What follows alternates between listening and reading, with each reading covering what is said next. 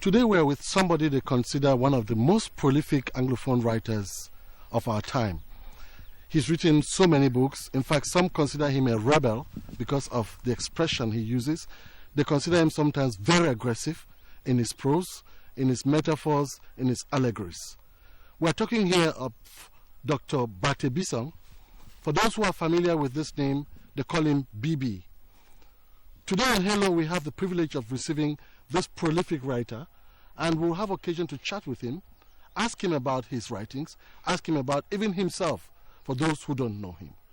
For a start, I'll ask BB, you were born in 1954, sometimes in May, and in Calabar. Right, that's right. Can you tell us a little bit about your youth? Well, I was born in Calabar, and I became a writer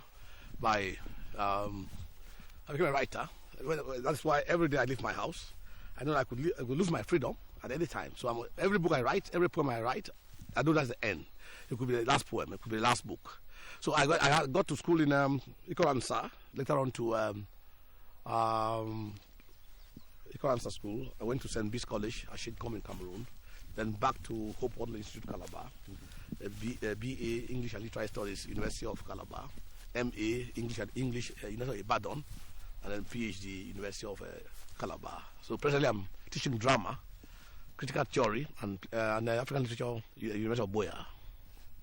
So I write. I've just published a new book now, which will be launched on the 7th of March, 3:30, at the University of Boya. It is called Disgrace. Disgrace. Yes, we'll come back to that. Yes. Tell us a little bit. You hail from Manfe. Yes. That is in the Manu division of the Southwest Province. Right. Now, have you had time to spend in that part of the country? Well, my experience have been cosmopolitan, and I've also been local. I grew up in Dekwa village, where my father comes from, and then of course in Nigeria I lived in a rural environment because Ikoransa was quite removed from Calabar town, and you know if you get Manfe right up to even part of Akwa Ibom state has almost the same kind of color, the same kind of landscape. So I've been a child of the village, I've been a child of the cities.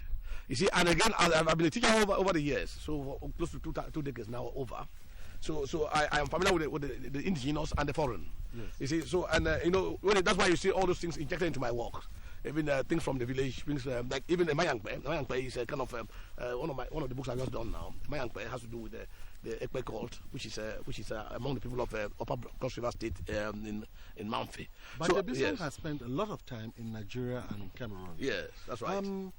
You studied in Nigeria. That's Why right. didn't you settle in Nigeria? No, I could have done that. I could have done that. You see, a writer is one who looks ahead and behind him.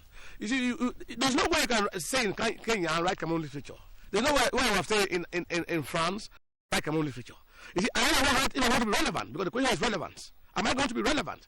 If I'm going to articulate the problems of my people, I'm going to look at them from my own country. You see, because I discovered very early on that the only I could do was become a writer. You know, and no one writer was going to be condemned repeatedly. You see, and I'm not going to abdicate that role. So I couldn't have stayed in Nigeria and write like Cameroon literature. You see, it's true, when I was in Nigeria, I started as writing love poems, but I don't write love poems now. And I started writing love poems when I got to Cameroon. Because the experience in Cameroon is very unique and very different. That we're moving forward, and we're moving, in circles, And I say, as a writer, going back to what a poet has said, that a writer must know his country the way a lover knows the body of his mistress. You know when you write, if you don't know the history of Cameroon, its geography, its economics, its politics, etc. Because you see, when I write, I'm interested in power. My main theme is power. How is power won? How is he kept? If you win power in a fraudulent manner, you're going to rule fraudulently. That's what I'm saying. Because that's what we're doing in the long run. And I go back to what Marx has said. Marx is not an African. Yeah. Marx is not. He doesn't even know. He didn't write about Africa in many ways. Although he made some allusions to Africa. But Marx made a very important statement. His 11 theses on Louis Feuerbach.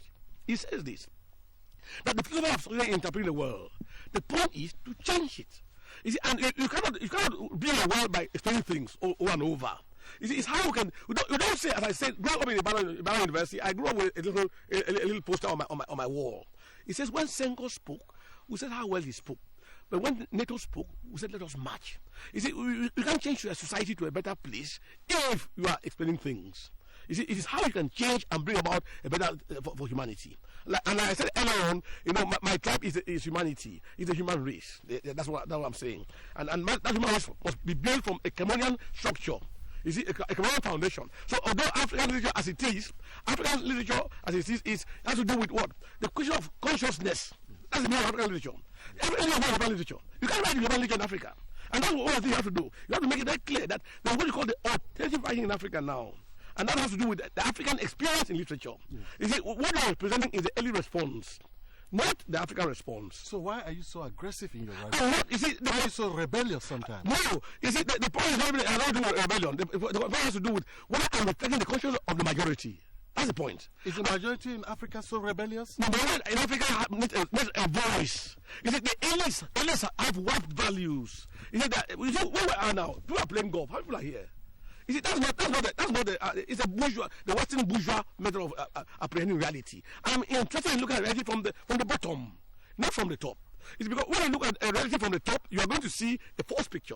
And that's what I'm doing in my works. That I begin to show how the Canadian people respond to reality.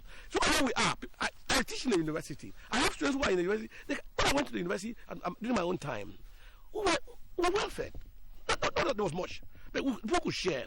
But you see, with the impact of the negative nature of colonialism, the elites are grabbing everything for themselves. You see, and they're not trying to share. We are a very rich country. That's a paradox, but we are very poor. You see, people are living on the periphery. And then we keep on explaining things. It will not change anything. And that's what I'm saying. And I'm saying that my leadership should be confrontational. To break the kind of false logic that you are presenting to me.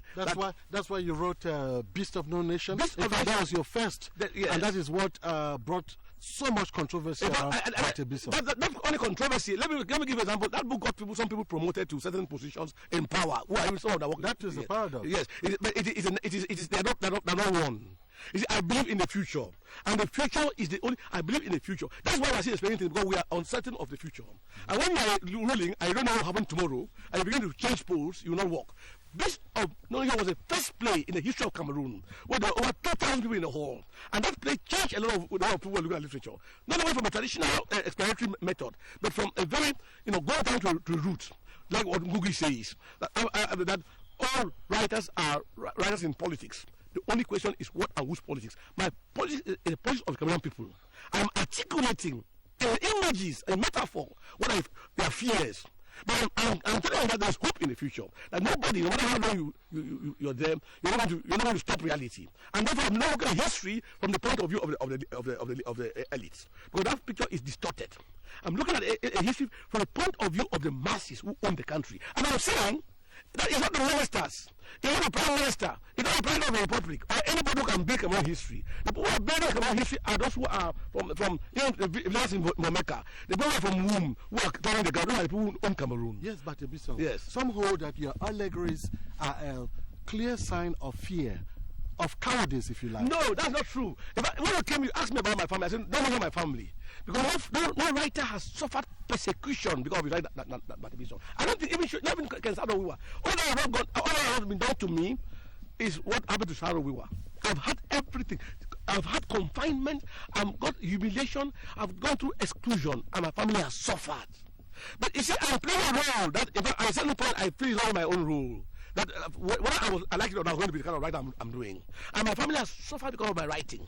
In fact, my children, even in the schools where they go, in the university, have suffered because of what I do. Let nobody tell you, my writing is analyzed and understood by those who it concerns. They know, and so they do everything to do it. It's propaganda.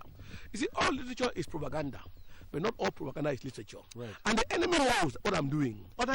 Yes. I'm not cutting you. Yes. The other critics say that Bate Besong is too complicated and too complex, if you like. No, you see, ordinary mind to understand. I agree, Bob. You see, let me give an example. Whether like it or not, even my designers know that I read very widely. You see, I don't care. When I want to write art, art is not politics. You see, it's not a political message that makes art. I'm an artist. And therefore, I play with my metaphors. And that's why I make allusions. I know my history so well. And the point is that we don't have in Cameroon, having a PhD doesn't make you a qualified literary critic. You see, my PhD is not even based on traditional aesthetics. Therefore, I wrote my PhD is on politics and history in literature. Yeah. How history and politics impacts on literature. And my PhD is not based on a traditional PhD. If I know what they know, but they don't know what I know. That's why there's always a problem. Politics seems to be a leitmotiv. No. Why are you not a politician? No. In fact, politics in literature, politics is not, I'm not a politician because I'm an artist in politics. In other words, it is how politics and history is transmitted into art. Because I don't want to do as I say again, that all art is propaganda. But not all propaganda is art. In the long run, you are going to be judged on the strength of your work as an artist. You see, and that's what I'm doing. You see, and that's what I'm doing, playing with images and then looking at it from as an artist, making it of images. So I'm not a politician. And you see, I made again to a point I said there that it goes back to what we have seen in Cameroon society, where the father said that the African politician is a blind man. He moves only in one direction towards himself.